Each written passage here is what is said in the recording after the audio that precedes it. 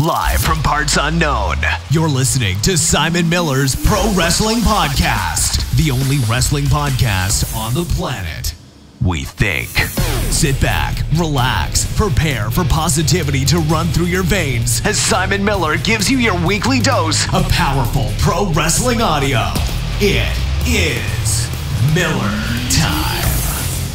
Hello and welcome to Simon Miller's Pro Wrestling Podcast. My name is Simon Miller and this is a Pro Wrestling Podcast.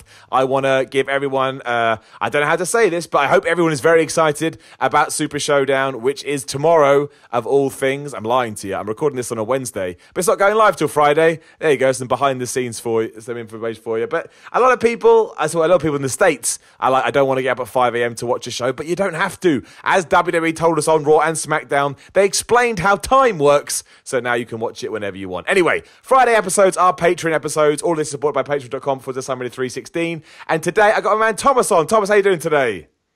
I'm good, thanks. Good. Right. So, we had a little chat before we came on, as we always do. But we always start these ones the same, which I know can be a bit ridiculous if people listened before. But we have to, establish a foundation here, establish ground rules. Talk to me straight, man. Why professional wrestling? What made you get into it? And I'm going to assume, you're an adult these days. Why are you still watching? As my mum and dad often ask me, why do you still watch this crap? What is it about professional wrestling that has obviously sunk its teeth in, ensuring that you can never leave its beautiful bounty behind? I always watched a little bit here and there with my cousins, and we had the video games and all that stuff. But it was the 2006 Royal Rumble. It was Rey Mysterio winning it. Going on to WrestleMania as a kid, I loved it. I think I was 12 years old at the time, and it sucked me in. Was it? Because I never really had this. I'm not saying that I'm an old man. I'm not an old man, but I sometimes think. I always respected Rey Mysterio, always, and I loved watching his matches because I thought it was incredible. But I'll be the first person to say, I say this a lot, but I think it's the best way to describe it. He was never my guy. Do you know what I mean? You always have someone that's your guy for some reason that just speaks to you for some reason that you can't figure out. Was Rey Mysterio your guy? Really awkwardly, no. I was thinking to myself the other day, my top 5 guys. Do it, brilliant, go. Right, I like this. Straight away. Who's in your top 5? So my top 5 when I started in 2006, so my first year, and they've really stuck with me. It was starting from the bottom. Finlay. Interesting. Right, let's do this one by one but I like that answer, man. But it's not an answer. Like, we could have sat here all day, and I don't think Finlay would have come out of my mouth. Not because Finlay isn't awesome, because he is, but it's just not. It's an unusual choice in a good way. So what was it about? I'm going to assume because he just kicked people's asses. But what was it about Finlay that made you go, yeah, this guy's the boy? Well, it's a little bit. I did have a bit of bias at the beginning because my family is Irish. Okay, well, no, but that works, right? That's why I loved the British Bulldog when I was a kid, because I was like, wow, how has this British guy made it so far? But other than that, it was a little things, like when he went to pin someone, he put the forearm over the face, and I was like, oh, that's genius. Why is no one else doing this? Nah, it looks cool, right? And it makes it look real. It was just all them little technical bits that just made it feel legit, like you say, it made it feel real. And Finlay, for me, he was one of the 2 guys in this list that did that for me. I love it. So basically, it's just that, I can't think of the right word, but just the nature of him making it seem more real than fake was enough for you to go, right, I like this guy. Yeah, it was great. It kind of made me feel like I was watching something legit. I mean, as a kid, you kind of think it's legit anyway. But I just felt more like it. I felt like I could justify watching this. I like that as well. It's weird as well because, you mentioned briefly that, you've got a plan to pop into wrestling training. I will let you know this now. The first time somebody sticks their elbow in their face to pin you, you ain't going to like it anymore. It really hurts. It's one of those things where you're like, what do you do that for, yeah? But no, I completely agree with you. And it's strange. Like, I don't want to go too off tangent. I really like the idea of this top 5 as well. But when you kind of start training, I'm not trying to be that guy saying, oh, I'm the best. I'm not saying that. I'm just saying this was my experience of it. You start to realize how important those little things are. Like, I remember the first few times I did a pin, and the guy training me at the time was like, Millie, your pin looks awful. It's like, your pin looks stupid. And I was like, what do you mean my pin looks? What's that got to do with anything? But you're right. The things that you kind of take for granted are almost the things you have to focus on more. Because if you are just laying on someone and it doesn't look like you're applying any pressure, you've instantly broken the illusion. Yeah, it completely drops everyone from paying attention. You become like the toilet break of the whole event. Yeah. Just no one can pay attention to you. Totally agree. Great answer. Right, number 4. Number 4 is the other person that brought realism in, and it was William Regal. I like this. I can see a pattern here. Did you also have an affinity for him because he was well, I know you know what I mean, because he was from your part of the world as opposed to being more specifically like Finlay was? Yeah, I mean that, like with Fit Finlay, that was the thing that originally drew me to him, and then he was getting prominently shown with the what was it? It was the Knights for Booker T. Yeah. When he was King Booker, and he had more of a prominent role in that. And then when you look at 2008, when he was just dominant, and just even now, he's still, even as an NXT general manager, he is badass. He looks amazing. Yeah, and he gets it as well. My favourite thing about William Regal, and I don't think he was appreciated in his time, he just gets it. Just gets professional wrestling. He understands what professional wrestling is meant to be. Like, I don't know what it is about William Regal. I think, again, because he's British, like it just does. It's just more exciting for someone like me, especially because I was brought up on William Regal. But hearing him talk about wrestling now, and I've been lucky enough to interview him a couple of times, it's just ridiculous. It's like hearing a wrestling genius talk about it. It really is. It's really, really just how on earth did you, I mean, I understand he had personal problems. I'm not here to talk about that today, but I've always been like, how did you not? I don't get how you weren't bigger. You just get wrestling so much, and you had barely any ego in a good sense. Yeah, I love him. I think that's a great shout as well. I'm going to be honest. I'm a bit jealous now that you've actually got to interview him and stuff like that. Oh, no, yeah. He just seems so amazing. I think if he didn't have them personal issues that we're not going to get into, I think he could have been a massive thing. Yeah, no, I do as well. I mean, obviously, he had a great career anyway, especially at a time when getting to the States. That's the thing I think people forget about William Regal. And again, if you're not of a certain age, you won't get it anyway. And I don't mean that disparagingly, just why would you? There is no way for you to get it. But yeah, the real amazing thing about William Regal is that, yeah, at a time when it was almost impossible to even get on WWE's radar, he managed to go over to WCW and WWE and become this huge deal. Like, for him to do that when he did, I think is genuinely incredible. To this day, yeah, William Regal he will always be one of the most underrated wrestlers ever, as far as I'm concerned, because he was never given his due in the day. Yeah, no, you're right. He's not high flying or anything, but he is technically amazing. I mean, that knee trembler, I don't want to get hit with that. No, I just brilliant. He really, really is. Right, who's number 3? Just bear me a moment. I need to remember this. That's all right, dude. I like the fact we've started the podcast off with a list. There ain't nothing wrong with this, man. Everybody loves a good list. I love a good list. Damn right. Well, I wouldn't be in business without it, man. So number 3 was Triple H. Right, that's controversial. Now, I'm with you. I've made it clear on this podcast many a time that I'm all about Triple H. However, a lot of people... Obviously, Triple H has a controversial past in terms of what a lot of people perceived him to be doing in the early 2000s and mid-2000s and late 2000s. But, give me your take on it, because obviously everyone has something different. Well, you can't deny his skills on the mic or in the ring. He's absolutely amazing. He's creative. He's got a business mind. You look at everything he touches. I mean, fair enough, not every single thing he touches turns to gold, but... Like, the cruiserweights, I think, are in more of a prominent position since he took over. NXT is, just flourishing, and he can draw. He can still draw. I mean, he might be the golden shovel carrier or whatever people say, but if you're in the ring with him, you are getting a rub of some kind. No, I agree. I don't think that's... No, I think you're right. There's nobody trying to come up with another way to put it. Triple H... through longevity or skill or through talent or through whatever you want to throw at it, he's made his mark. He just has. I'm sure we may talk about this at some point. But while the ratings didn't correspond to what happened at the end of Raw, seeing him run out and hit those punches on The Undertaker, I know as a wrestling fan, I all of a sudden thought, well, this feels a bit different to what I'm used to. This maybe feels a little bit more special, a little bit more... I don't know, there was just something about it. So I completely understand what you mean. Yeah, I mean, I know he's not an active wrestler anymore, but I think, was it this week or last week, he got out the limo with Stephanie got out first, and then he got out. Baron Corbin was there. And just, it kind of had me on edge. It was like, oh my God, yeah, this feels like an event. Yeah, no, you're right. And a lot of people go, oh, no. And that's fine. Like, I'm not here to... Whatever people's feelings are is what people's feelings are. But for me, especially... Triple H was instrumental in my fandom when I was first growing up, and it sounds weird, and I get it, and people go, "What?" But because he looked like a superhero, right? He looked like if you're going to draw a wrestler back in the sort of late '90s, early 2000s, you would draw Triple H. He's the reason I got into the gym. He's the reason I was inspired by all of that, and I did. I really liked him, and I really liked what he did. I admit that it took him a while to get to the point where I felt like he was a main event guy. And that's the same with his promos as well. It was a work in progress, but that's not a problem to me. I don't think. You don't have to walk in the door and be the finished article. And while maybe he got pushed a little bit sooner, he still got to the point where it made sense. So I would agree. I would put him on my list as well. Yes. So yeah, my number 2.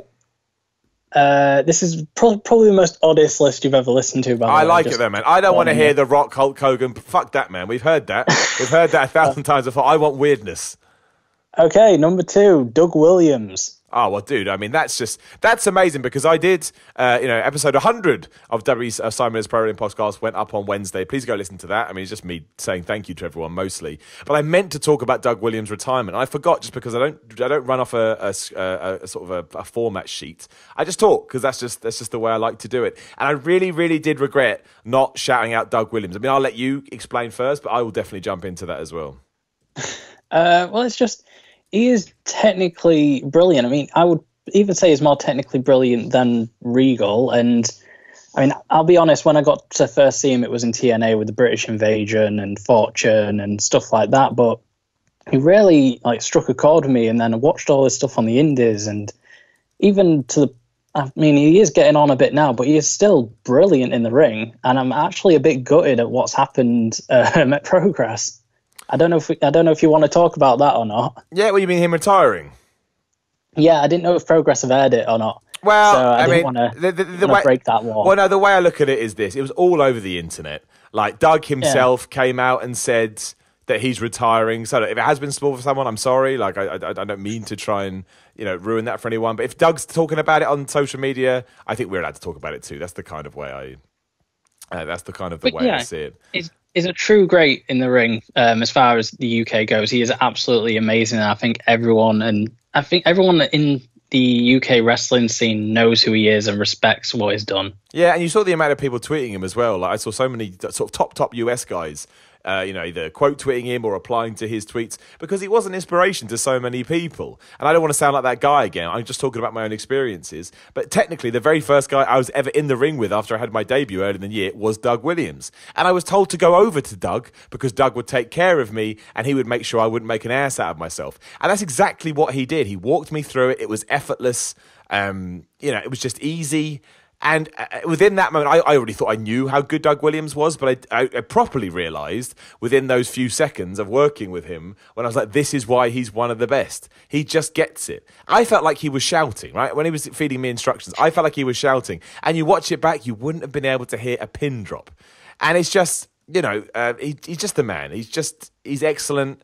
I think he probably deserves actually even more respect and adoration than he gets.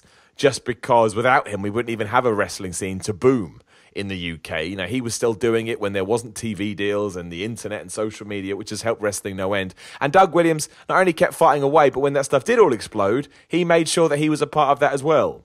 And I agree with you. I think it is a shame, but I think he's had such a long and storied career that whenever he decided to kind of hang up his boots or whatever the terminology was, it would be hard to criticise. But yes, I couldn't have more respect for Doug Williams.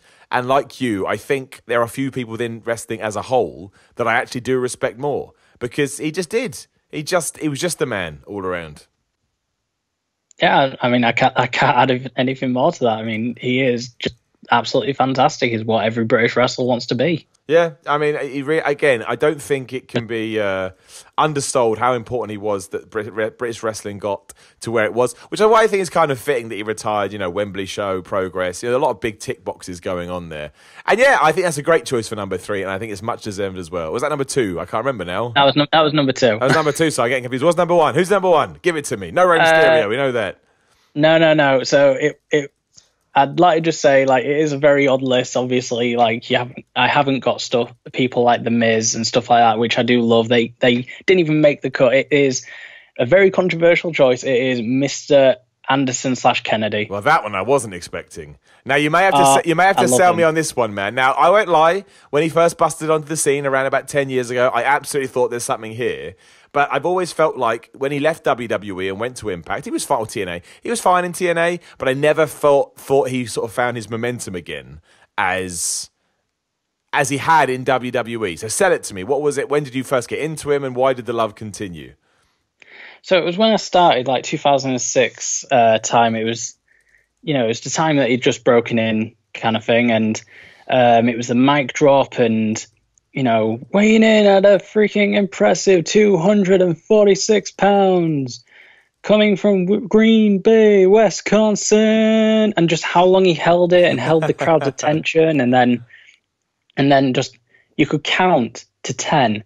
Everyone was silent, and he slowly drew the microphone in and just went, Kennedy. But what about? So go on, man. Sorry, I was going to say, and just even the times where he just wanted to be a mega dick, and he wouldn't even wait the 10 seconds, he'd just go, Kennedy, and just like throw it away. He just had you in that moment. But what about when he left WWE? Because that is, to me, I was the same. I was dialed in, and I was like, yep, this guy is the man. But what about when, he decided to, I've done this, we all know what happened. He got let go because of a whole host of things. But what, did you follow him to TNA? I mean, what happens when he leaves there? Or was it just that you enjoyed his run in WWE so much, you were like, yeah, I'm in? So I was already watching TNA at the time, and then like he debuted, and he felt a bigger thing there. Like he didn't. Sorry, just one sec. Sorry, I just had to cough that. But yeah, he felt like a bigger thing there than he did in WWE, and it didn't feel like the same. Like, oh, let's take a WWE guy and just push him to the moon. It was like he should have been here. He could be himself. Like he could say the phrase, or what was it? Nice guys nice guys finish last, so thank God I'm an asshole. Yeah. But he could let loose with that. He had T-shirts made, and he couldn't have that in WWE. And just the way he had the crowd. Even he was more prominently shown. I think Anderson was a better name. Just everything about him, he didn't feel forced down your throat. Well, not at the beginning. But yeah, I loved it. It was his fighting style as well. He wasn't high flying or anything. He kind of felt like this is what I would be if I was a wrestler. Yeah.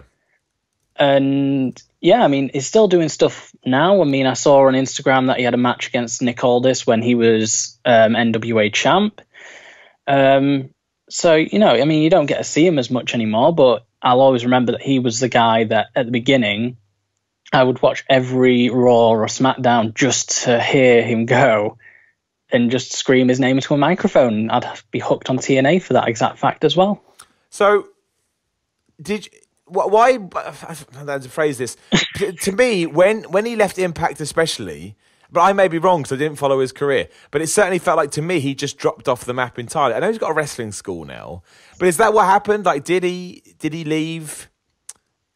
TNA and then just stop doing stuff, or was it just the end of a career? And because I'm not invested in him, I don't know. I mean, what kind of happened towards the end of that run?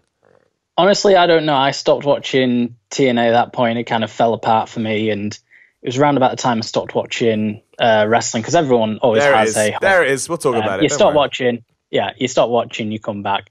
So I didn't follow him too much since then, but he'll always have a place in my top 5, 100%, for the fact that if it wasn't for him, then like Rey Mysterio brought me into watching it, but he kept me there.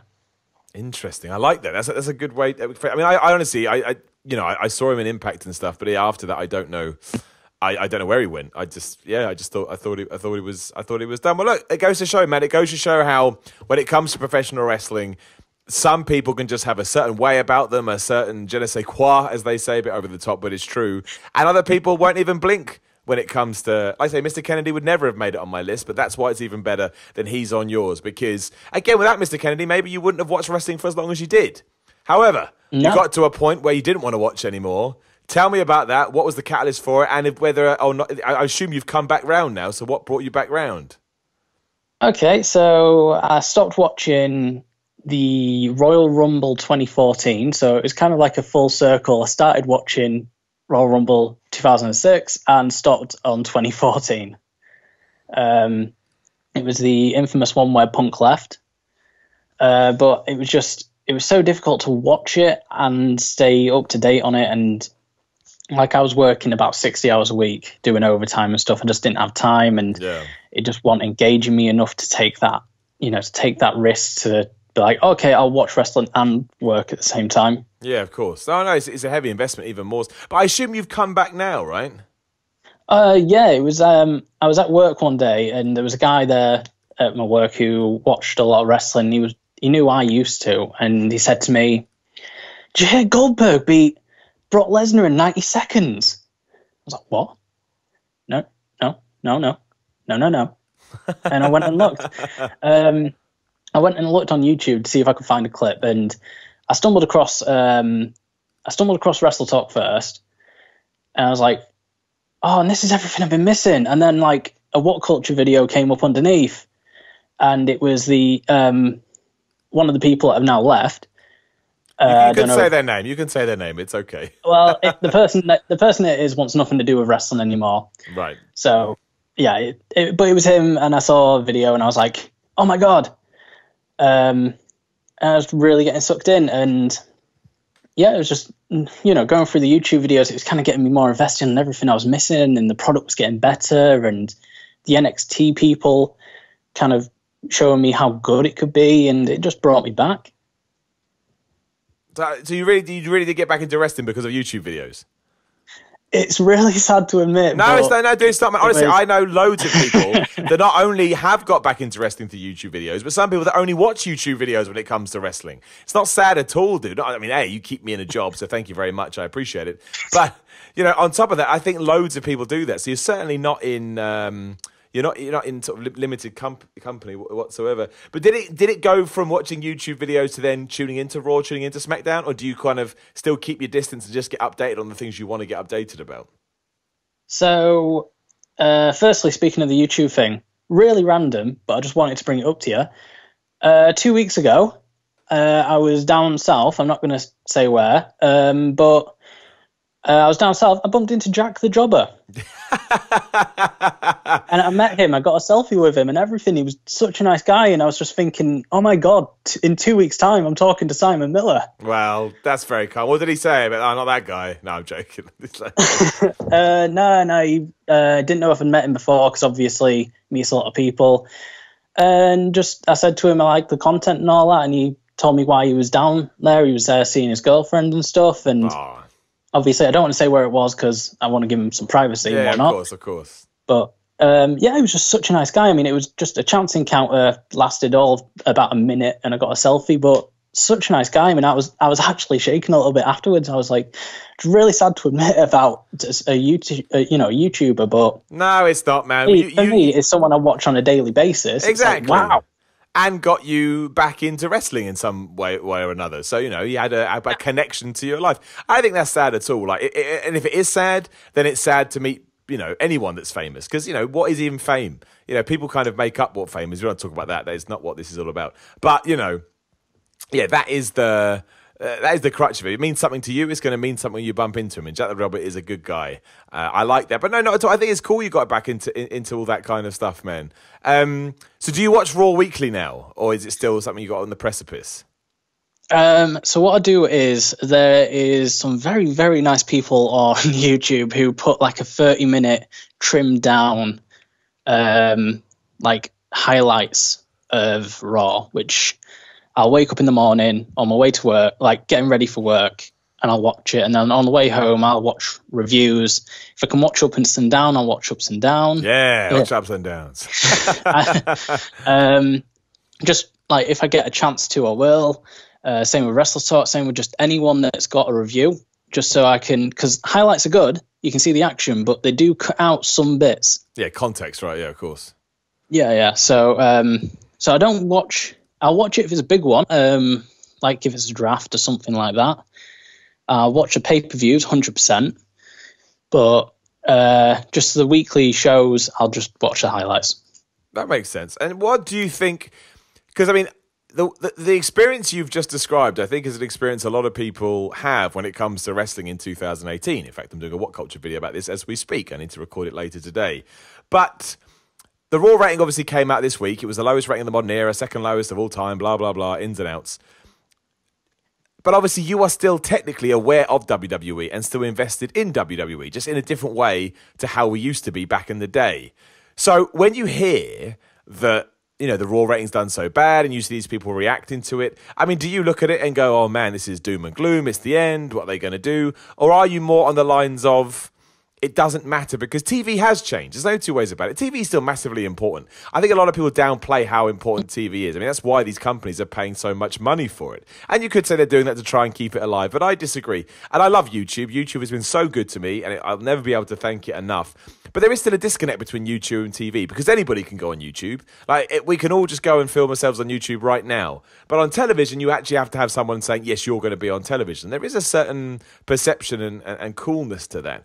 So, and also I totally believe that I don't think fans need to be worried about TV ratings at all. What difference does it make to a fan? You either enjoy it or you don't. It doesn't matter who else are watching. But as a fan who, I mean this in a completely neutral way, not a bad way, but as a fan that technically contributes to this low Raw rating, but yet still enjoys WWE for what it is, or at least you found a way to enjoy it in the way you kind of divulge it. What is your reaction, again, when you hear about low Raw ratings and doom and gloom and all this kind of nonsense? Or did you just not care? I mean, it's been around 25 years. You're going to have ups and downs. Damn right you are. Otherwise, I wouldn't have a job. I just realised when I said that. So I say it all the time. Don't worry about it. And then I look at myself like I'm an idiot. But yeah, so you're going, 25 years. It's not constantly going to go up. What goes up needs to come down. You're not going to hit the ratings that you did in the Attitude Era because it was fierce. It was competition. Everyone was like really invested. But I think it's still respectable what they do now. It might hit a bit of a down patch with the NFL and everything else like that. But, all in all, I think like this week's Raw, I think that was the lowest ever rated. And I thought it was a pretty solid show, to be fair. I mean, with the whole Shield tension and whatnot. What do you think about having guys like Undertaker, Kane, Shawn Michaels and Triple H coming back? Because there is I'm not saying it's a large community, but it's certainly a loud community that doesn't think they should be on the show. They actually think that, it's the wrong way to play it and that nostalgia is bad and blah, blah, blah. I love nostalgia. I just do. I think it's great fun. It puts a big smile on my face. I like seeing the old guys back. Maybe I'm being a bit short-sighted, but if so, I am. I'm being short-sighted. Like you mentioned Goldberg and Brock Lesnar being the reason you want to get back in. I loved all that. I loved it. I loved seeing Goldberg back in the ring. It made me want to do backflips. But basically, how do you want to see wrestling evolve over the next few years? Because eventually we are going to run out of stars. That's just the way. I mean, even now we've kind of run out. There's no more WCW guys. The big four are doing it now. Shawn Michaels is going to come out of retirement, it seems like, and we'll talk about that in a second as well. But how do you want wrestling to go ahead? Or what does wrestling have to do to make sure that you stay involved? Because that's a big thing people are talking about now is, why would I keep watching WWE? Now, it all depends on what you... what you think of the product in general. But some people say they cannot watch anymore, and clearly you still are. But again, what would you want to... How do you see WWE specifically evolving to the point that these TV ratings aren't going to turn around and bite them in the ass in 5-6 years' time? Sorry, that was a big question. I mean... Firstly, with the four that came back, you got, Triple H, basically DX, Brothers of Destruction. I don't mind that. I quite enjoyed that personally. I mean, for me, as long as they're not going for titles, yeah, I agree. Yeah, and stuff. As long as they're just there in their own thing.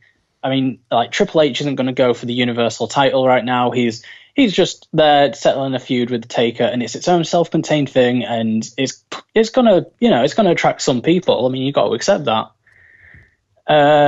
As to drawing people in the future, I mean, you just need to groom the people you've got. I mean, like you've got Velveteen Dream, and I think in a couple of years he's going to be fantastic. You got Finn Balor, who's got like quite a few years in him if they utilize him properly, like they did back in back when he first debuted on Raw. Will they, though, Thomas? That's the question. Finn Balor is just like this ticking time bomb that every now and then just explodes and everybody just goes, oh. Because I don't think they're going to. Like Cesaro, when there was that, there's a few years where people were desperate for WWE to push Cesaro, and he found his place. Now, my controversial point to this is I actually think Cesaro's perfect where he is in WWE, but we don't need to talk about that. People get mad. But I don't think it's for Finn Balor, but yes, a lot of people, to me anyway, WWE seems to have decided this is Finn Balor's place. He's not a world champion. He's always going to be, I don't even know what you call him now, upper mid-carder, lower mid-carder, whatever. I mean, how does that make you think? Because clearly a lot of people like him, like you and I think it's sort of the internet wrestling community, hate that term, but it's a good way to describe certain people. They want Finn Balor to be more. I don't think he is. So what happens then? I mean, there's nothing wrong with not being top of the card kind of person. I mean, they're going to keep you around for the demon gimmick. I know you don't personally understand that. Makes no sense, the demon gimmick. I don't hate it, but it makes sense. Also, I'm more fond of the demon gimmick now after talking to kids about it, which is a weird sentence. But I mean, anytime you talk to a kid that likes wrestling and they love the demon, they love it. They think it's amazing. So it's hard to be too down on it. Yeah, I mean, I'm still a kid compared to you, and I love it. So, but I'm nearly 25, so nothing wrong with that, dude. Take that as you will. I am an old man. But there's nothing wrong with it. I mean, you look at perfect example actually. You look at Elias and Kevin Owens this week. I mean, Elias is probably never going to reach that world championship kind of area, or at least hold it. But just the 6 minute of pure boos for one line on Raw. And that's incredible. And he's going to draw. It don't matter if he's a world champion. I think he is amazing. He don't need it. It's kind of like the Mr. Perfect thing where, you might not be in that world championship holding position backstage, but you can still make a name for yourself. You can still draw people. You can still keep interest. I mean, it's not the end of the world. With the booing on Raw, though, I'm not saying I agree with this. I'm saying it's an interesting way to look at it. A lot of people said that it was a line done for cheap heat, which minimalizes it a little bit. I don't agree. I think I would disagree with that. But they also said by the time that Kevin Owens was fighting Bobby Lashley, all that heat had dissipated. It was no longer there. So was it actually something that made people hate Elias more? Or did they just hate that he said and it kind of, broke away in that sense? So I guess my point is that I talked about this on the podcast on Wednesday. WWE desperately need to find a way to get those kind of reactions more often, because it reminded me of the Attitude Era. And the best thing about the Attitude Era was the crowd. They would cheer and go nuts for everything, and that just made it all the more fun. And that's not on the fans. That's not the fans' responsibility. That is WWE's responsibility. They need to come up with a way to, get that reaction for the fans. They just do. They need to engage them in that sense. But I will put my hands up in the air and say, well, that is true. Come the match afterwards, Kevin Owens was no more hated than he was. Elias was no more hated than he was. It was an amazing moment, but it had no follow-through. Now, I'm not saying that I necessarily agree with that 100%, but I agree with the argument. Do you think, when Elias goes to, I don't know, New York in a few weeks' time or whatever, California, Wisconsin, is he going to be more hated because of that segment, or is it just a moment that we just enjoy? Basically, are we living too much in the YouTube generation? It was a moment to be watched on YouTube, and now we just move on to something else. I'm not going to lie, I think it was a moment, but it kind of makes you think of him a bit more. And I mean, it's not going to stick around. You could just get the normal cheap heat next Monday or in Australia or whatever. But, you can't deny his accomplishment there. And you've got to think it's, maybe raise some eyebrows backstage for the fact that the booing was so loud. They had to shout at each other just to be heard. Yeah. No, I really liked it. Don't get me wrong. I thought it was awesome. I genuinely sat there and I watched it and had a big smile on my face. And it was one of those moments that reminded me why I love wrestling. That is why I love wrestling, for reactions like that. And that's the kind of thing you can't explain to people that don't watch it. Like, people are like, well, why do you like wrestling? And you're like, well, because stuff like this happens. And they're like, well, what the flip is that? And it's like, unless you get it, I can't explain it to you, which sounds ludicrous. But it's true. And in that moment, I guess because back in the day as a kid, it would have been different, but I'm an asshole wrestling fan now. I can't help it. It made me like Elias and Kevin Owens so much more. And I liked them anyway. But seeing them involved in that and seeing the kind of wry smiles on their faces and, I still think that Kevin Owens, didn't have that line scripted for him about when he insulted the basketball team for a second time. I think he just called that by himself because he was like, well, this is going to annoy them even more. And those moments, to me, is always what reminds me of why I'm a wrestling fan. But if we want to get more of those moments, which I think we do, I do think we need to tie it into the overall story. And I don't know how to do that. I don't have the answer. I'm lucky that it's not my job, which is why I don't want to criticize it too much. But yeah, like, that's what WWE is missing. When the big takeaway for me when that was all done, like, this is what WWE is missing. Crowds don't react like that anymore. And again, I'll be fair though. My girlfriend watches a little bit of wrestling with me. Like, I'll sit her down, I'll chain her onto the sofa, and I'll force her. I'll like sellotape her eyes open, and like, watch this. Yeah. But not literally. Please don't report me to authorities. No. You do what you got to do, man. It's all on you. But yeah, I showed her some things, and like, she loves Braun Strowman. I mean, that's her bae, as she says. But I made her watch the Elias Kevin Owens segment, and like, she's never too fussed, and she loved the amount of heat they got. And that, I think that's what might intrigue newer viewers. Like, see how hated these people are. I think she loved it. But I think as well, it comes down to the fact that when that happens, I mean, I know this is kind of different to how people watch TV nowadays, but or how interact with TV anyway. The thing is, I think the reason it's so important is because if you were just flicking through the TV and you heard that reaction, you'd hang around for a while because you'd be like, well, what the hell is going on here? I need to know. So, I better not go anywhere. I think that those kind of reactions do get people in. Like you've said, it worked with your girlfriend. I imagine it would happen with lots of people. And again, that's a big reason why I think they need to work out a way to get those reactions back. And you could argue the crowd's just too smart these days. That may be the case. I don't know. Maybe the crowd is too smart, but they weren't too smart there. Elias said a line that genuinely triggered people, and he had them in the palm of his hand. And as you said, your girlfriend that you have to tie up to watch wrestling, she liked that. There was something about it where she was like, yeah, there's something. I think it's because it's emotion. I've said this too much recently, but it's true. When I went to that All In show, I'm not trying to say, I went to the All In show, it's just my example. The first match on that card was the Briscoe brothers versus SCU. And everybody was so desperate for that event to be amazing. They cheered the hell out of everybody. And I felt it emotionally. I genuinely did. I can feel this in my bones because everyone is going so crazy about it.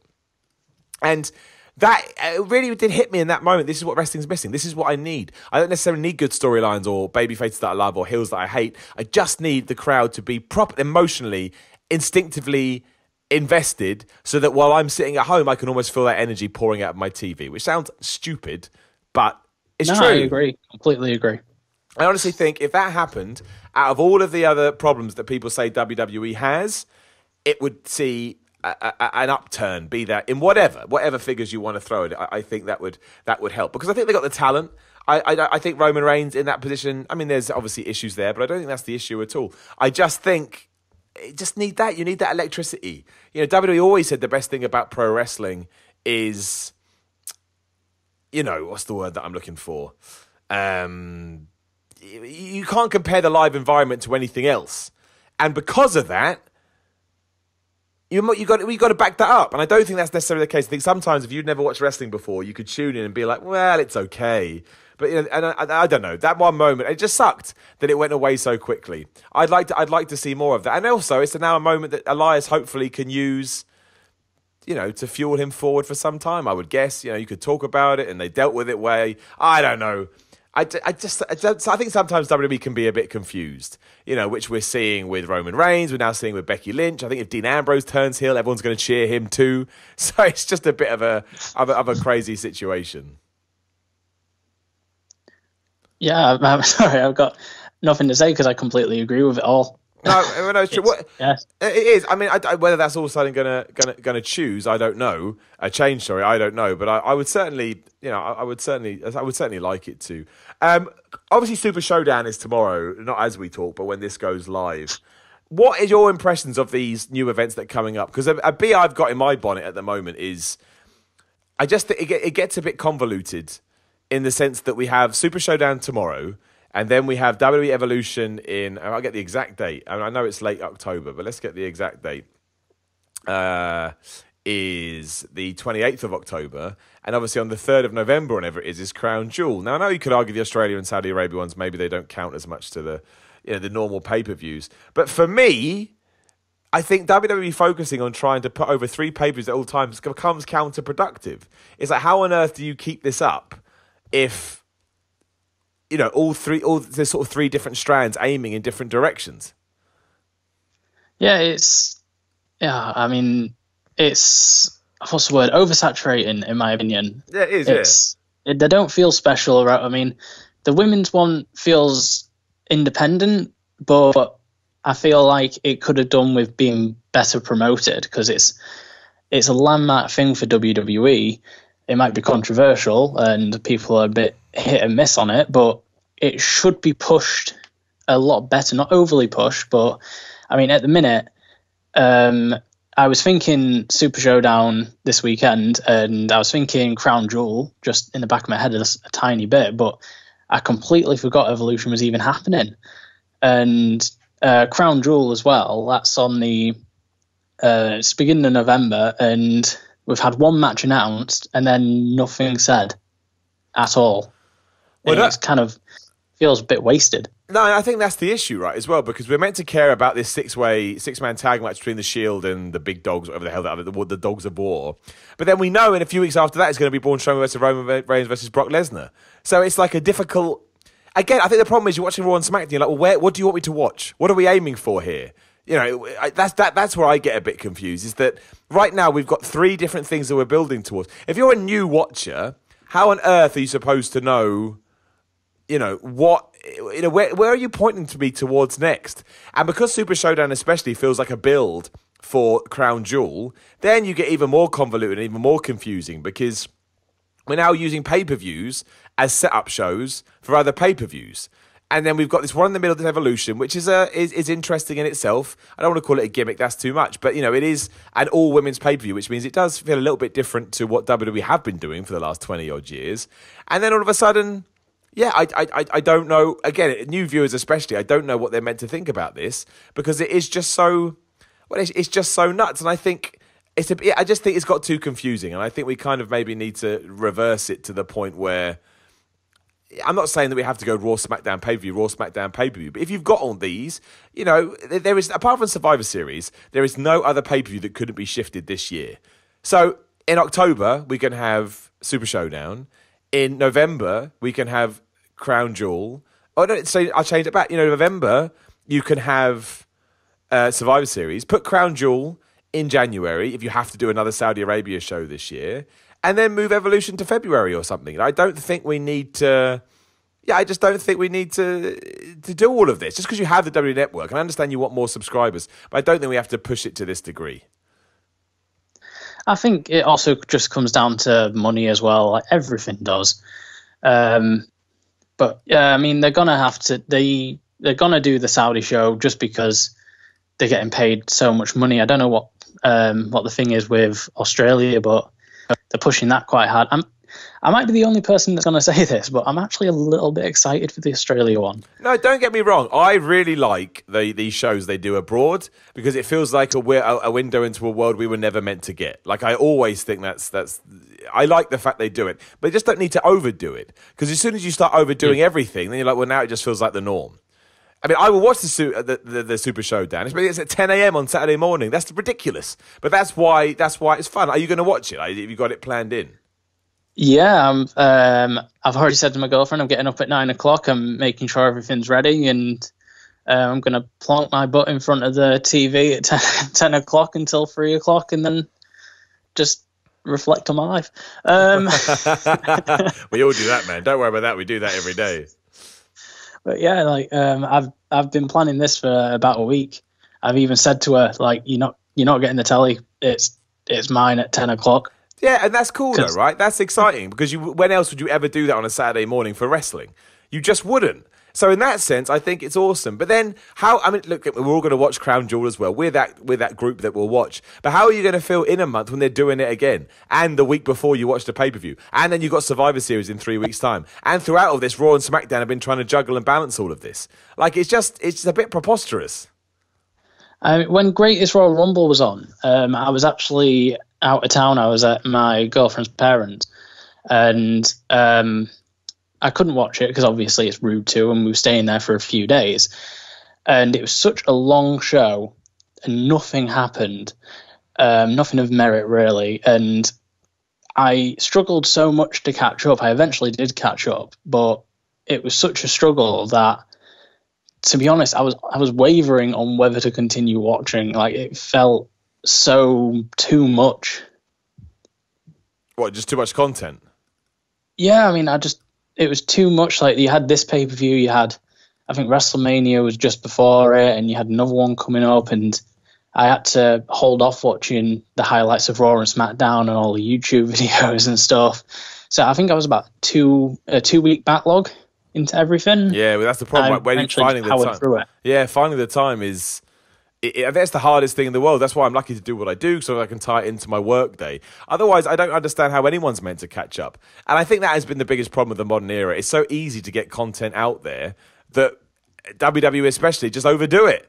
I think sometimes you can sort of try and pull back on that, and less is more, and all that jazz. But, you know, again, what do I know? Maybe if I ran WWE, I'd run it into the ground. Probably would. Let's face it. But yeah, I'd be intrigued. But I am looking forward to Super Showdown. Do you expect anything big to come out of that event? Like, I'm convincing myself that Samoa Joe's going to win the WWE title, which is probably ridiculous. But I want it so badly, I've decided just to throw myself in. Or do you think it will be, quote unquote, a glorified house show? Well, firstly, the Cruiserweight match, I can't wait for that because I'm a big Buddy Murphy fan. So I'm quite looking forward to that if they actually let a hometown person actually win. Yeah.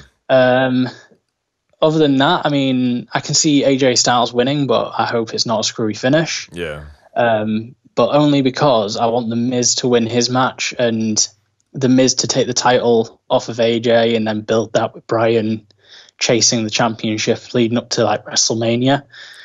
I'm long-term booking in my head here. Can you see that happening? I can't see it happening. I mean, I'd like it. I think it's a good way to do, but I can't see it.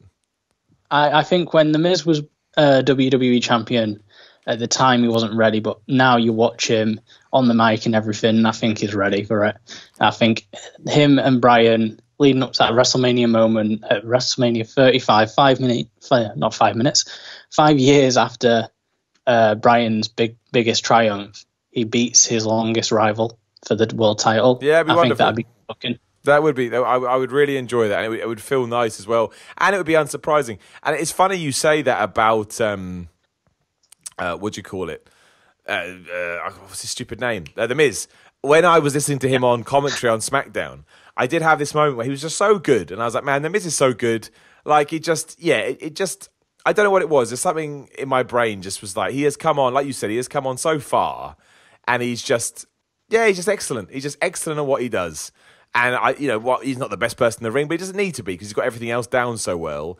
I absolutely think that if that was part of the story, it wouldn't be the worst thing in the world. But imagine if we had this Miz back at WrestleMania 27 with the whole Rock and Cena thing. I don't think he would have been lost in the shuffle. I think he would have actually stood a chance toe-to-toe with them with his new promo skills. And he is a lot better in the ring. He's still not the most amazing person, but he can hold his own and put on probably a 4-star match or something. No, it's true. Like, he's definitely better. Solid match. Yeah, I think you're right. I mean, he was so lost in the shuffle back in 2011. It was basically John Cena and The Rock, and then look who's in the background. It just happens to be The Miz. So I think if through just what he's achieved, if nothing else, he probably deserves another go around. So if they are going to go in that direction, I certainly wouldn't be against it. We'll have to wait and see. Before we do start to wrap things up, I do want to get in. What's your opinion of sort of the wrestling world outside of the WWE?